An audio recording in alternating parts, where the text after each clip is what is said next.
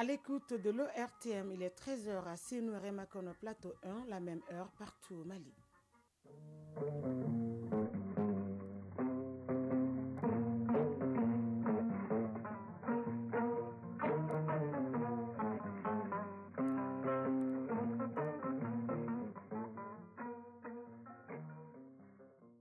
Le journal Aïssata Saliou Maïga. Mesdames et messieurs, bonjour et merci de choisir Radio Mali pour vous informer. Les termes de référence pour le dialogue intermalien pour la paix et la réconciliation nationale sont soumis à l'appréciation des délégués. 4 jours durant, les délégués passeront au peigne fin le du document en vue d'une meilleure organisation du dialogue intermalien. Au total, 300 000 étudiants sont concernés par la campagne d'information et de sensibilisation sur l'entrepreneuriat jeune en milieu scolaire et universitaire. Pour cette édition 2024, l'APEJ a bien voulu mettre l'accent sur la culture entrepreneuriale et les secteurs porteurs au Mali. Dans la page sport, on parlera du championnat national de Ligue 1, initialement programmé ce mardi. La 19e journée est reportée. Il sera également question de football féminin en saison 2023-2024. Dans la chronique initiative citoyenne de ce mardi avec Ousmane Dao, nous allons à la découverte de l'association des jeunes pour la culture de l'excellence. L'éducation reste le cheval de bataille de cette association. Voilà pour le sommaire. Mesdames et messieurs, une fois de plus, bonjour et bienvenue aux informations. Je vous le disais dans les titres nommés par décret présidentiel, les comités de pilotage du dialogue intermalien pour la paix et la réconciliation nationale, présidé par Ousmane Issoufi Maïga, soumet à l'appréciation des délégués les termes de référence. Conformément à l'esprit de la lettre de mission, les commissions chargées de la rédaction des termes de référence, la commission chargée de l'élaboration de règlements intérieurs et la commission communication ont été mises en place. L'atelier national de validation des termes de référence qui a démarré hier va durer 4 jours. Il a été présidé par le Premier ministre Dr Shogel Kokala Maïga. Je vous propose d'écouter Ousmane Issoufi Maïga, le président du comité de pilotage du dialogue intermalien pour la paix et la réconciliation nationale hier à l'ouverture des travaux. Il est au micro de Garibou Pérou. Permettez-moi de m'adresser à son Excellence le président de la transition, chef de l'État, son Excellence le colonel Assimi Goïta. Vous aviez exprimé votre confiance en la qualité des hommes et des femmes qui composent le comité de pilotage. Ensuite, vous les avez appelés à plus d'engagement et de détermination pour relever les multiples et immenses défis qui entravent la paix, la réconciliation nationale et la cohésion sociale dans notre pays. Avant l'heure du bilan, je peux vous assurer, Excellence, Monsieur le Président, que votre message a été bien entendu et bien compris. En proposant un dialogue intermalien direct et inclusif, vous montrez que vous avez appréhendé les causes de ces insuffisances qui sont autant d'échecs de processus mal pensés, souvent conduits avec peu de rigueur et peu d'engagement patriotique. Les membres du comité de pilotage ont donné le meilleur d'eux-mêmes. Ils ont travaillé avec assiduité, persévérance et responsabilité. Les débats passionnants étaient intenses et de haut niveau. Les discussions étaient franches, fraternelles, cordiales et empreintes de patriotisme. Ils ont été également ouverts. Toutes les opinions, expertises, sensibilités s'étaient librement exprimées. Ce tableau demande à être contextualisé et actualisé. C'est à cet effort de contextualisation et d'actualisation que vous êtes conviés. Le moment de l'atelier de validation n'est pas celui des débats. Il s'agit d'un exercice de cogitation et d'objectivation qui doit conduire à bien cerner les sujets et poser les questions pertinentes et faire des propositions qui alimenteront les débats lors du dialogue proprement dit. Ne dit-on pas chez nous qu'il n'y a rien de plus beau et de plus noble que le fait de vivre ensemble, de se disputer, de se battre et après tout de s'asseoir se regarder les yeux dans les yeux, se parler et se pardonner. Vous venez d'écouter à l'instant Ousmane Issoufi Maïga, le président du comité de pilotage du dialogue intermalien pour la paix et la réconciliation nationale. C'est parti pour l'édition 2024 de la campagne d'information et de sensibilisation sur l'entrepreneuriat jeune en milieu scolaire et universitaire. Cette année, 3000 étudiants seront sensibilisés sur plusieurs thèmes, dont la culture entrepreneuriale et les secteurs porteurs au Mali. L'initiative est de l'APEJ, Agence pour la promotion de l'emploi des jeunes. Le lancement de la campagne était présidé par le ministre de l'Emploi, de l'Entrepreneuriat national et de la formation professionnelle, accompagné de son collègue en charge de l'enseignement supérieur, Batraoré. Le Mali compte 22 millions d'habitants selon le dernier recensement général de la population et de l'habitat effectué en 2022. La portion de cette population âgée de 15 à 64 ans est de 49% selon la même source. Parmi ces jeunes, nombreux sont des diplômés sans emploi et l'État ne peut pas les employer tous. L'entrepreneuriat est sans doute l'une des solutions au problème selon le ministre de l'Enseignement supérieur et de la Recherche scientifique, Bourema Kansai. Il est surtout urgent d'innover, d'intégrer dans la formation universitaire des jeunes l'expérience entrepreneuriale. Les jeunes doivent avoir l'esprit d'initiative, de créativité, de savoir se valoriser et valoriser leur savoir-faire, avoir confiance en soi et en leur capacité d'action.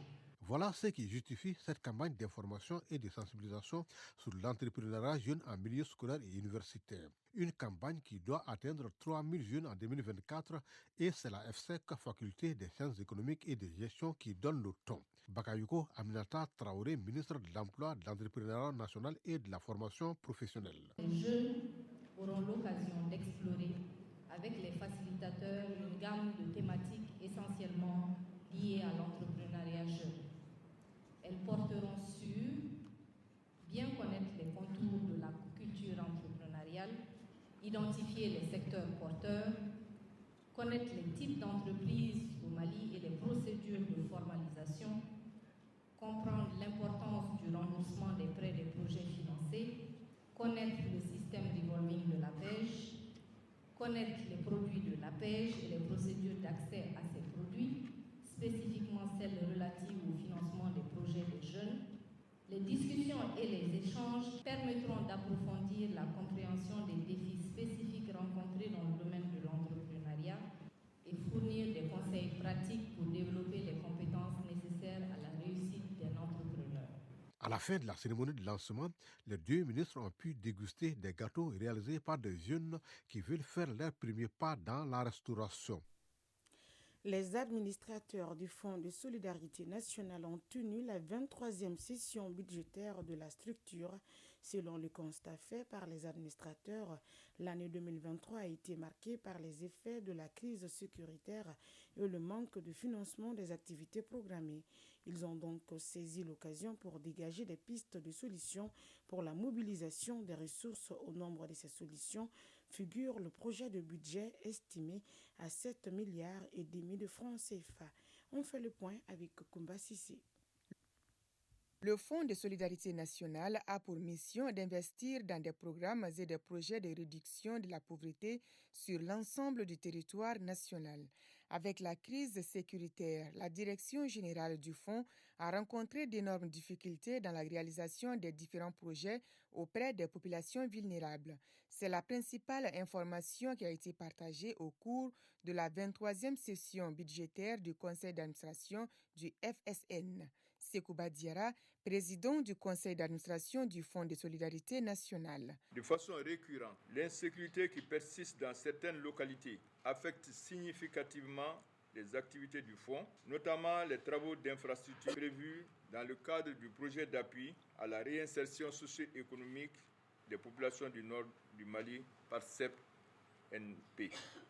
Toutefois, depuis quelques années, le Fonds de solidarité en partenariat avec une ONG américaine, Lutheran World Relief, LWR, devenu Chorus International, procède à des donations composées de couvertures, de kits scolaires, sanitaires. Pour l'année 2024, il est prévu de poursuivre les activités du projet d'appui à la réinsertion socio-économique des populations du nord du Mali à travers l'aménagement d'étangs piscicoles, des périmètres maraîchers, la construction et l'équipement des services sociaux de base. Courant 2024, il sera procédé à la distribution des dons reçus en fin d'année 2023 en faveur des groupes vulnérables, les localités, les centres de formation, les coopératives, les écoles, les centres de santé, les associations, les ONG et le service social des armées. L'un des grands défis que la direction du Fonds de solidarité nationale doit relever, c'est aussi la mobilisation des ressources. Pour cette année, le président du conseil d'administration de la structure compte sur l'implication des administrateurs pour assurer la mobilisation du budget prévisionnel qui est estimé à un peu plus de 7 milliards de francs CFA.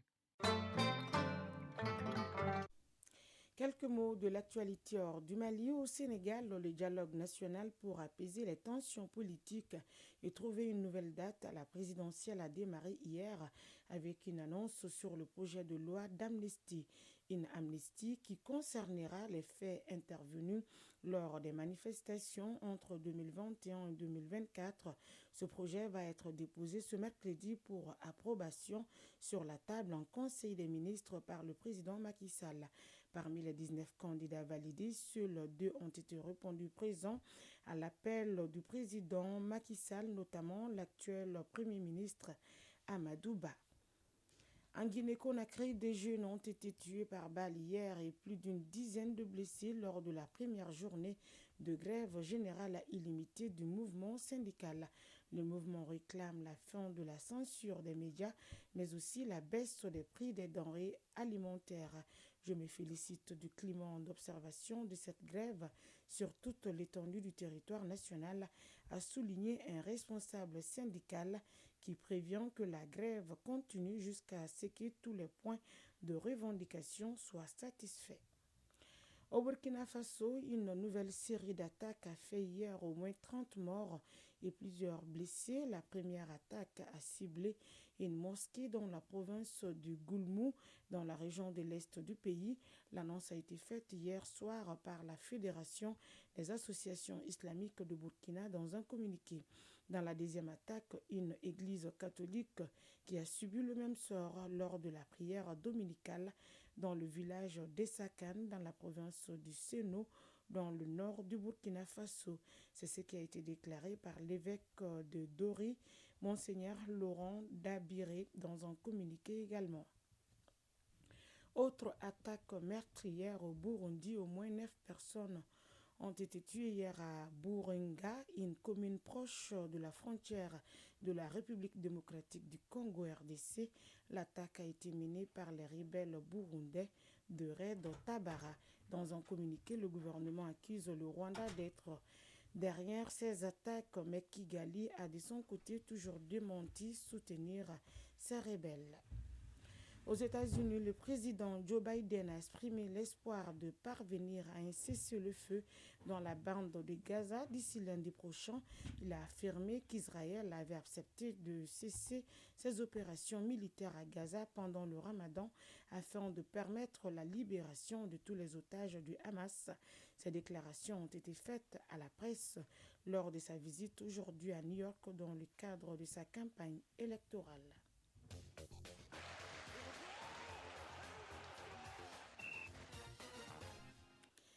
L'actualité sportive, c'est avec vous, Siragatou Sissé. Bonjour. Bonjour, Aïsta Salihou Maïga. Championnat national de Ligue 1, la 19e journée initialement programmée ce mardi est reportée. Oui, dans un télégramme adressé aux ligues régionales et clubs concernés, la Fédération malienne de football a notifié le report des matchs de la 19e journée de Ligue 1. La FEMAFOOT programme dès ce samedi certaines oppositions des 16e de finale de la Coupe du Mali et ce jusqu'au 7 mars. Football féminin à suivre demain mercredi le coup d'envoi du championnat national saison 2023-2024. 2 poules de 6 équipes sont constituées. Dans la poule A, on a l'AS Mandé, tenante du titre, l'AS Real, l'AS Momo de Sikasso, l'AS Saramaya de Kati, Santoro UFC et l'AS Police. Dans la poule B figure l'AS Amazon de la commune 5 les Super Lions de Hamdallah, l'AS Entente de Sirakoro Megetana de Koulikoro, l'USFAS, l'AS Soudou Baba de Mopti et l'AS Étoile de Bougouni. Les promus cette saison sont l'AS Soudou Baba et l'AS Étoile. Les équipes régionales sont au nombre de 4. L'AS Momo de Sikasso, l'AS Entente Sportive de Sirakoro Megetana de Koulikoro, l'AS Soudou Baba de Mopti et l'AS Étoile de Bougouni. Au terme des matchs en Alessem, les 2 premières équipes de chaque poule joueront le carré d'as pour déterminer la championne saison 2023-2024 et les dernières de chaque poule descendent en division inférieure. Merci pour toutes ces informations sportives. Je vous en prie. Initiative citoyenne. Le développement par nous-mêmes. Dans la chronique initiative citoyenne de ce mardi, Ousmane Dao nous fait découvrir l'association des jeunes pour la culture de l'excellence. Cette association qui a vu le jour il y a 7 ans a fait de l'éducation son cheval de bataille pour atteindre ses objectifs. L'association organise des cours de remédiation pour les élèves, effectue la prise en charge des enfants défavorisés, des distributions de prix aux meilleurs élèves dans ces zones d'intervention que sont les régions du Nord, les centres et Bamako et ses environs. Elle apporte aussi un soutien particulier aux filles pour les encourager dans les études afin qu'elles n'abandonnent pas les études suivantes. Créée en 2017, l'Association des jeunes pour la culture de l'excellence travaille essentiellement dans le domaine de l'éducation. Cette association aide les élèves à ne pas abandonner les études dans plusieurs localités du pays. Suleiman Minkela Maïga, président de l'Association des jeunes pour la culture de l'excellence au Mali. Les élèves, quand on prend du fondamental jusqu'à l'université, nous allons voir qu'il y a beaucoup d'élèves qui, au fondamental, ils sont brillants, mais au fur et à mesure qu'ils grandissent, ils se découragent ou ils finissent par abandonner suite à des problèmes. Donc, nous cherchons surtout à encourager les jeunes élèves, filles et garçons, pour qu'ils excellent plus et afin de pouvoir finir leurs études et devenir des bons cadres de ce pays-là. Pour maintenir la cadence et faire en sorte que les élèves n'abandonnent pas les classes, l'association a une stratégie.